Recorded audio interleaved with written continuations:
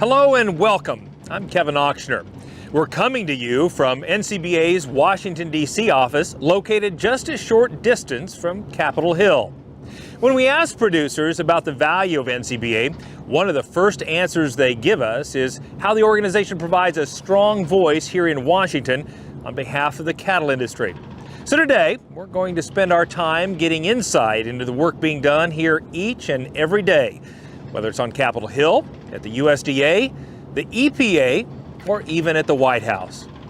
Joining me now are NCBA President-elect Craig Uden and Vice President Kevin Kester. Gentlemen, thanks for coming to the show. Thanks, Kevin. Hi, Kevin. Craig, first question for you. Why is it important for NCBA to have a physical presence and an office here in Washington, D.C.? Well, as a producer, I can't always have my boots on the ground in D.C., so I have to rely on a team. It's a lot like a state. We have a strong state-national partnership, but when you look at a state, they're housed in their capital. And one reason we are located in D.C., this is where the action happens. This is where things come together, a lot of meetings, a lot of hearings. And as a producer, I need to know that we're involved in those hearings. You know, agriculture doesn't have a real big voice, so we have to have a lot of input on the ground level. So I think it's very important to have boots on the ground in D.C. And Kevin, NCBA has made a strategic decision to really beef up the staff here in D.C. Can you tell us a little bit more about that? You bet. It's exciting times. There's a lot of good stuff going on. Back in 2015, the NCBA Board of Directors and our state affiliate partners made a decision to have a discussion about the policy division investment. And so out of that discussion came some investment revenues into our D.C. office here. Hugely important. And what that's done, we have beefed up the staff, everything from an office manager to a director of international trade to public lands issues to EPA and U.S. waters of the United States and legal issues. And so across the board, we've beefed up our DC staff and our efforts here, and it's starting to pay off big time for us. It's outstanding. And so Craig, I'd ask you, does that allow us to tackle some additional issues or represent cattle producers on issues that we weren't able to before? You bet, because right now, let's take trade for example. Trade has been a big issue, so we've got a person working directly on trade. We also been hearing a lot about the CME and how the market needs to be looked at, and so we have people that are on live cattle marketing. So we have a lot of institution right here that's working day to day on behalf of the members out there. So waters of the United States, very contentious issue with us as producers. Somebody on the ground right there and doing a lot of good work, and as well as endangered species. We have to have all these people because we know we're facing more issues every day, so it takes a lot more so things don't fall through the cracks. So Kevin, can you point to some specific wins that would not have been possible without some boots on the ground here in D.C.? Absolutely. Number one, like we've been talking about, waters of the United States, we're in the process of, I think, getting a pretty big win. We've got to stay in the federal court system right now, and as we continue on with the new administration, I think we have a chance of getting that rule withdrawn.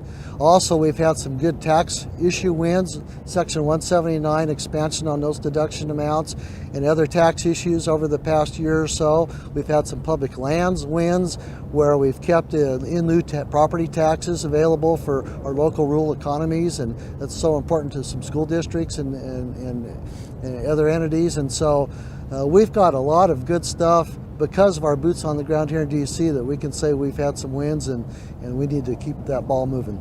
Outstanding. And Craig, we talk a lot about legislative issues, but there's also a lot of regulatory issues that impact us as cattle folks. Can you tell us about some of the efforts through the end of this year to address some of those regulatory issues? Well, right now we're still working on the GIPSA. The GIPSA rule that's out there, and we're going to continue to work on that. Waters of the United States, there's some movement there. Another real key one right now is the sage grouse through the Defense Authorization Act that we're looking at, as well as other things that we're working on with the FDA as far as animal drugs and stuff like that. So yes, there's a lot of key things right now that we hopefully will have addressed by the end of the year. So Kevin, I would ask you, how can NCBA members support efforts right here in D.C.? Well, it's hugely important to support our D.C. efforts by becoming a member, starting with your local association, the Cattlemen's Association, your state affiliate, organization in the cattle industry, and NCBA. If you should belong across the board to all three, as well as contribute to our political action committee.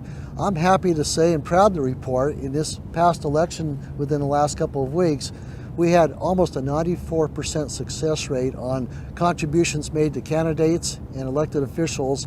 We had 94% win ratio. So that's outstanding. That's good. And our PAC has grown to about $1 million now for this election cycle. We're the #2 largest ag PAC in Washington, D.C.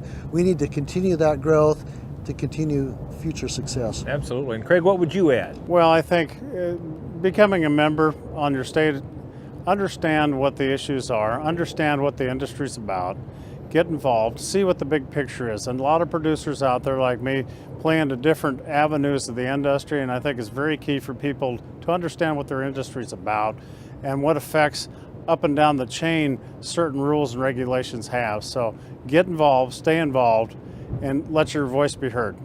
Amen to that. And thank you both for your insight and the leadership you provide to our industry. We appreciate it. Thank you, Kevin. Appreciate it.